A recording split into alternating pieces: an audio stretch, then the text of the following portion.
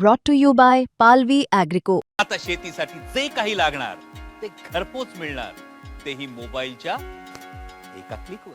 परळीतील व्यापारी महादेव मुंडे यांच्या हत्येचा तपास सुरू असताना आता आणखीन एक धक्कादायक गोष्ट समोर आली आहे. आपल्या मुलांना आणि परिवाराला वाल्मिक कराडच्या मुलांपासून धोका आहे, त्यामुळे पोलीस संरक्षण मिळावं अशी मागणी ज्ञानेश्वरी मुंडे यांनी केली आहे. आपल्या 2 मुलांना मारहाण करण्याचा प्रयत्न झाला. उद्या त्यांना काही झालं तर पोलीस प्रशासन आणि वाल्मिक कराडची दोन्ही मुलं जबाबदार असतील असंही त्या म्हणाल्या. नेमकं काय घडलं हे त्यांच्याकडून ऐकूया. जेव्हा आम्ही ट्युशनवरून येत होतो जेव्हा आम्हाला आमच्या मित्राकडून नोटबुक घ्यायची होती, त्यामुळे आम्ही सोमेश्वर नगरमध्ये गेलो. त्या मुलानं जाताना आम्हाला बघितलं. जेव्हा येत होतो तेव्हा ते आला आणि आम्हाला अडवलं आणि बोलला की तुम्ही कोण आहोत, कुठले आहोत आणि कोणाचे आहोत. तर मी बोललो मी बँक कॉलनीमध्ये राहतो आणि माझ्या वडिलांचं नाव महादेव मुंडे आहे. मग ते महादेव मुंडे शब्द ऐकला की त्यानं काय केलं, त्यानं शिवीगाळ द्यायला चालू केली आणि पुन्हा मला 2 चापटा मारल्या आणि पुन्हा मी माझ्या भावाला म्हणलं चल गाडीवर बस आणि चल. मग आम्ही गाडीवर बसत निघायला की त्यानं डबल स्कूटी अडवली आणि म्हणला की तुझी स्कूटीची चावी काढ आणि दे माझ्याकडं. माझा भाऊ म्हणला मी का देऊ, मी नाही देणार म्हणला. की पुन्हा ते आम्ही निघायला की ते मला जा, त्यानं धमकी दिली, म्हणला जा कुणाला बोलवायचं ते माझे मी बघून घेतो का असं म्हणला. की आम्ही निघालो की मग माझ्या भावानं पळवायला लागले की स्कूटी. मग त्यानं त्याचं हातातलं कडं काढलं आणि माझ्या पाठीवर मारलं. महादेव मुंडे याच्या हत्या प्रकरणात वाल्मिक कराडवर आरोप ठेवण्यात आलाय. वाल्मिक कराड सध्या संतोष देशमुख हत्या प्रकरणात तुरुंगात आहे. पण त्याची दोनही मुलं सुशील कराड आणि गणेश कराड यांच्यापासून आपल्या परिवाराला धोका आहे अशी तक्रार महादेव मुंडे यांच्या पत्नी ज्ञानेश्वरी मुंडेंनी केली आहे. म्हणजे ज्यावेळेस त्यांची संशयित आरोपीची ब्रेन मॅपिंग होणार होती, त्या दिवशीच माझ्या मनामध्ये असं आलं की माझ्या परिवाराला धोका निर्माण होऊ शकतो.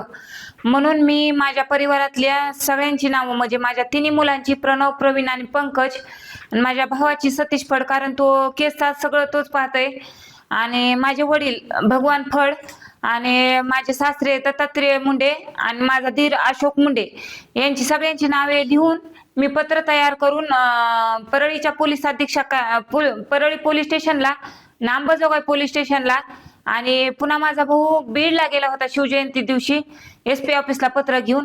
त्याच दिवशी असा प्रकार घडला गेला की माझ्या मुलांना एक अनोळखी मुलाने अडवून शिवीगाळ करून त्यांना मारहाण करण्यात आली.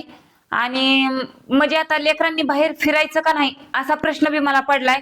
मग आता अचानक त्यांच्यासोबत कुणी असतं नसतं, मग आता म्हणजे इथं आता त्याच्या पप्पाचे आरोपी अटक झाले नाहीत तोपर्यंतच म्हणजे माझ्या मुलांवर डोळा आहे म्हणल्यावर मग मी करायचं काय, हा बी प्रश्न मोठा आहे. मारहाण करणारा कोण आहे, त्याची काय माहिती, त्याचं नाव काय मिळालं? म्हणजे मुलं ज्यावेळेस घरी आले मला सांगितली मुलाने बाप, त्यावेळेस म्हणले मम्मी तिथं बाल्या बाल्या असा उच्चार करत होते. पण आम्ही गुन्हा दाखल करताना आम्हाला त्याचा पूर्ण डिटेल माहित नव्हती. नंतर आम्ही गुन्हा दाखल करून घरी आल्याच्या नंतर माझ्या म्हणजे 2 नंबरच्या मुलाने इंस्टावर बालाजी नाव असं सर्च केलं, कारण बाल्या बाल्या म्हणत होते. तर तितक्यात त्याला ते फोटो दिसला बालाजी केलं की, मग त्याचं बालाजी आगाव असं नाव होतं त्या इंस्टाच्या ID ला. नंतर आम्ही इंस्टाची त्याची ID चेक केली तर त्याच्यात वाल्मिक कराडचे सगळे व्हिडिओ होते. पण व्हिडिओ सगळे असताना त्या दिवशी त्यांनी अटक बी केली नव्हती त्या मुलाला, आणि अजून विचारपूस केली ते हे बी माझ्या काही अजून नाही. पण मी पंकज कुमार सरांना लगेच दुसऱ्या दिवशी फोन केला. सर म्हणलं आरोपींना अटक करणं तात्काळ गरजेचं आहे म्हणलं, का तर माझ्या मुलावर बी हल्ला झाला आहे म्हणलं. मग पंकज कुमार सरांनी SIT पथक पाठवून त्याची पाहणी केली, चौकशी केली, माझ्या मुलांची बी विचारपूस केली. पण एवढं बी करून अजून हे म्हणजे अजून धोका निर्माण होऊ शकतो हे माझ्या मनात संशयाची दोरीच आहे. का तर इतकं विचित्र माझ्या नवऱ्याला मारू शकते तर माझे लेकर आता कोणत्या बी टायमिंगला बाहेर पडू शकतात, हे भीतीचं वातावरण माझ्या मनात निर्माण झालं आहे. त्याच्यामुळे माझ्या मुलांना माझ्या भावाला SP सरांनी प्रोटेक्शन दिलं पाहिजे. काही दिवसांपूर्वीच महादेव मुंडे हत्या प्रकरणात वाल्मिक कराडच्या घरी काम करणाऱ्या 2 संशयितांची नार्को टेस्ट करण्यात आली.